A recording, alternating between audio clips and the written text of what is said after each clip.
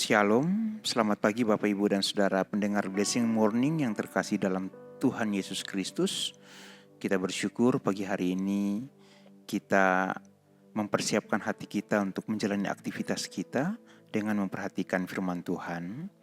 Mari kita akan memperhatikan firman Tuhan dari kitab Yesaya pasal yang ke-40 ayat yang ke-31. Demikianlah firman Tuhan.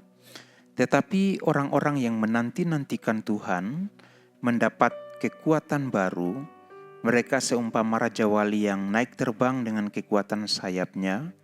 Mereka berlari dan tidak menjadi lesu. Mereka berjalan dan tidak menjadi lelah. Mari kita berdoa. Kami mengucap syukur kepada Tuhan untuk firman Tuhan yang Tuhan berikan kepada kami pada pagi hari ini. Firman Tuhan yang mempersiapkan hati kami, jiwa kami, pikiran kami, semangat kami, emosi kami dalam menjalani hari ini. Dan kami berdoa, biarlah firman Tuhan memberikan kekuatan baru bagi kami, memberikan semangat, motivasi bagi kami dalam menjalani hari ini dalam segala kegiatan yang Tuhan percayakan bagi kami untuk kami kerjakan. Terima kasih Bapa, dalam nama Tuhan Yesus Kristus dan oleh Roh Kudus yang memimpin kami berdoa dan kami akan merenungkan firman Tuhan. Haleluya, amin. Bapak Ibu dan Saudara yang dikasihi Tuhan, pernahkah Bapak Ibu melihat seseorang yang kehilangan kekuatan dalam hidupnya? Majalah online Halo Sehat memberikan beberapa ciri orang yang kehilangan kekuatan dalam hidupnya. Orang itu akan kehilangan motivasi dan minat. Hal ini dicirikan dengan merasa tidak bersemangat atau kehilangan kesenangan pada aktivitas yang dulu sangat disukainya, seperti hobi, kegiatan sosial, atau pekerjaan. Namun, ketika ia kehilangan kekuatannya, hidupnya terasa hampa dan tidak berarti. Ada orang yang tidak berdaya dan putus asa dalam hidupnya. Orang seperti ini memiliki pandangan yang sangat pesimis atau putus asa terhadap masa depan. Merasa bahwa tidak ada gunanya berusaha karena hal buruk pasti akan terjadi. Dan merasa bahwa tindakan diri sendiri tidak akan mengubah situasi. Ada orang yang dalam kelemahannya mulai bergantung berlebihan pada pendapat orang lain. Ia sangat mengandalkan pandangan dan penilaian orang lain untuk menentukan nilai diri atau membuat keputusan. Dan ia sulit untuk mengatakan pendapat atau mengatakan tidak.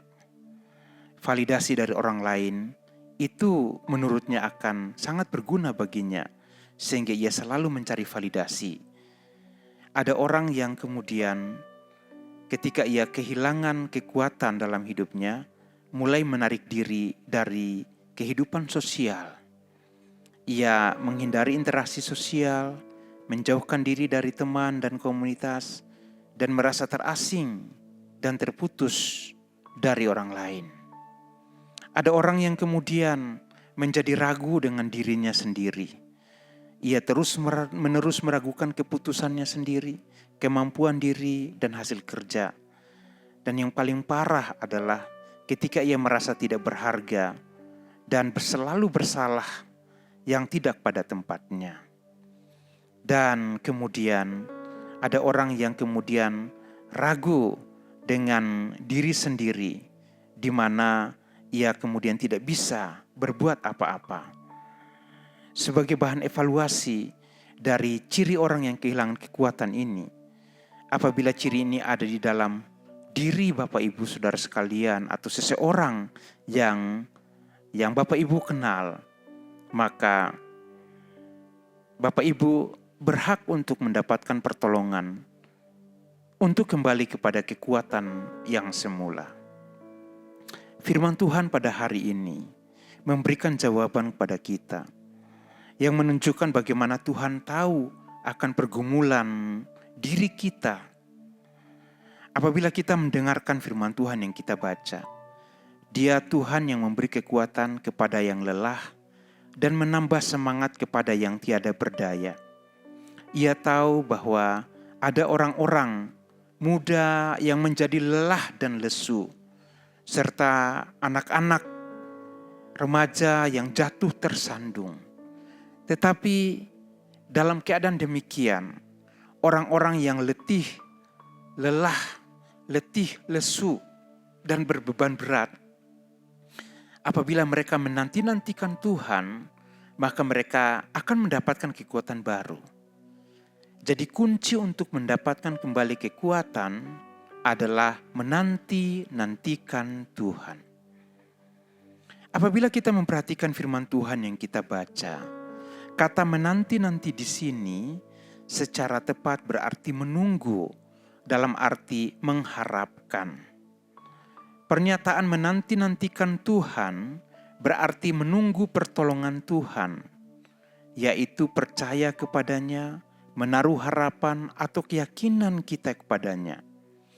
Ini berlaku bagi semua orang yang berada dalam keadaan bahaya atau kekurangan dan yang mengharapkan campur tangan Tuhan yang penuh belas kasihan. Di sini secara tepat dapat merujuk kepada umat Israel yang menderita penawanan yang panjang dan menyedihkan di Babel, dan yang tidak memiliki prospek pembebasan selain di dalam Tuhan. Namun, hal ini juga berlaku bagi semua orang yang merasa bahwa mereka lemah, mereka rapuh, bersalah, tak berdaya. Dan ketika berada dalam situasi ini, kembali untuk membangun kekuatannya dengan mulai mencari Tuhan, menanti-nantikan Tuhan, dan menaruh kepercayaannya kepada Tuhan.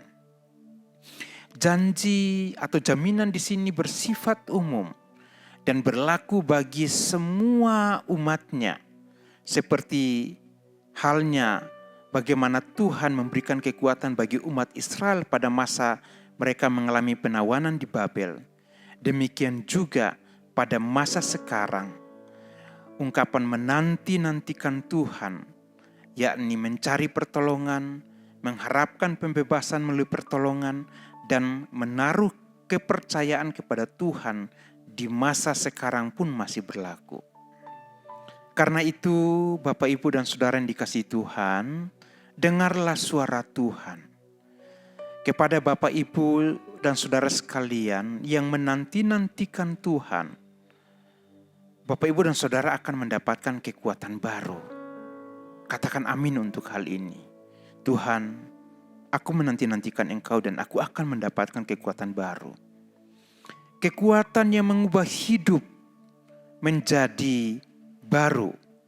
Seumpama Raja Wali yang naik terbang dengan kekuatan sayapnya. Bapak, Ibu, dan Saudara bisa saja menghadapi berbagai persoalan hidup yang berat. Tetapi pada saat ini bukan dengan kekuatan sendiri, tapi dengan kekuatan baru yang berasal daripada Tuhan. Dan oleh karena kekuatan Tuhan, Bapak Ibu akan berlari dan tidak menjadi lesu, akan berjalan dan tidak menjadi lelah. Bukankah ini sesuatu yang ajaib dari Tuhan yang dikaruniakan kepada Bapak, Ibu, dan Saudara sekalian? Apabila kita memperhatikan pelayanan Tuhan Yesus, Ia juga menghadapi dan mengalami situasi pelayanan yang membuatnya lelah secara manusia. Namun dalam keadaan demikian ia mengambil kesempatan untuk mencari Tuhan, untuk bersekutu dengan Bapanya.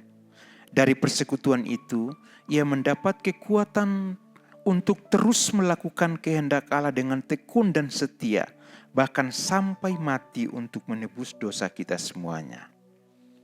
Pada hari ini, pada pagi hari ini, saya mengajak Bapak Ibu pendengar Blessing Morning yang terkasih dalam Tuhan.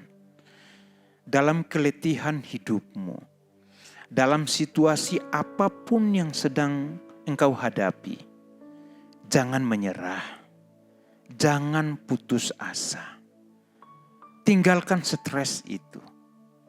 Mulailah sesuatu yang baru. Kuatkan hatimu, datanglah kepada Tuhan. Ambil waktu untuk mencari Tuhan, menanti-nantikan Tuhan dalam doa dan pengharapanmu kepada Tuhan. Sebab dalam persekutuanmu dan pengharapanmu kepada Tuhan, ya Tuhan akan mengeruniakan kekuatan baru kepadamu, semangat baru kepadamu, pikiran yang baru kepadamu, hikmat dan kebijaksanaan yang baru kepadamu, yang membuat hidupmu dapat menjalani kehidupan seperti Raja Wali yang dengan kekuatan sayapnya dapat terbang tinggi di tengah badai. Tuhan sumber kekuatanmu dalam mengatasi pergumulan. Mari terbang bersama dengan Tuhan. Mari melangkah bersama dengan Tuhan. Karena di dalam Dialah segala kelelahan dan keletihanmu akan digantikan dengan kekuatan baru yang membuat hidupmu mendapatkan kekuatan baru untuk melangkah di hari-hari yang Tuhan karuniakan kepadamu. Terpujilah Tuhan. Mari kita berdoa. Bapa, di dalam nama Tuhan Yesus Kristus, hari ini Engkau melihat hati kami. Engkau tahu pikiran kami, Engkau tahu jiwa kami, Engkau tahu gundah gulana yang ada dalam hati kami.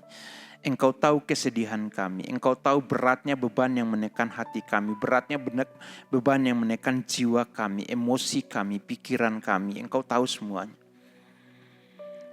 Kami datang pada Engkau Tuhan. Kami mengakui bahwa kami manusia yang lemah, penuh dengan keterbatasan. Dan terkadang kami tidak sanggup untuk menghadapi tekanan hidup yang berat. Karena itu kami datang pada Tuhan hari ini. Kami mau untuk mengambil waktu bersekutu dengan Tuhan. Kami mau berdoa untuk para pemimpin di tempat di mana kami bekerja. Kami berdoa untuk mereka yang mengambil keputusan kebijakan.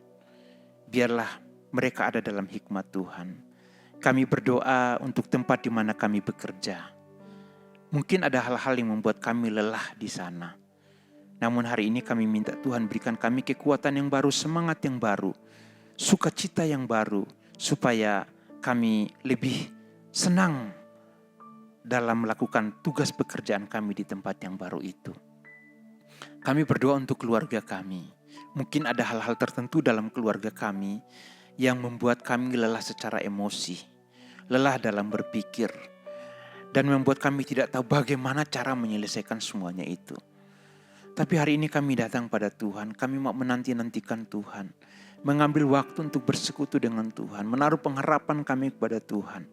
Tuhan, perhatikan kami. Sebab Engkaulah yang memberi pertolongan kami bagi kami, dan Engkau yang mengangkat beban itu dari pundak kami. Engkau yang memberikan kelegaan bagi kami, dan Engkau yang memberikan kekuatan bagi kami untuk terus melangkah. Walaupun kami berhadapan dengan situasi-situasi yang berat dalam hidup kami. Berikan kekuatan bagi ayah-ayah, berikan kekuatan bagi ibu-ibu, berikan kekuatan bagi anak-anak muda, berikan kekuatan bagi kami semuanya. Dan karena kehadiran Tuhan dan kekuatan Tuhan, kami percaya bahwa hari ini kami akan bangkit sebagai pemenang karena kekuatan baru yang berasal daripada Tuhan yang dikaruniakan bagi kami. Terima kasih Bapa, dalam nama Tuhan Yesus kami berdoa. Bapak, Ibu dan Saudara, bukalah hatimu pada Tuhan dan terima berkat Tuhan. Tuhan memberkati engkau dan melindungi engkau. Tuhan menyinari engkau dengan wajah-Nya dan memberi engkau kasih karunia. Tuhan menghadapkan wajah-Nya kepadamu dan memberi engkau damai sejahtera. Diberkatilah engkau dalam seluruh kehidupanmu dengan berkat-berkat daripada Allah Bapa, Tuhan Yesus Kristus dan Roh Kudus dari sekarang sampai Tuhan Yesus datang yang kedua kali. Amin. Tuhan Yesus memberkati Bapak, Ibu dan Saudara sekalian.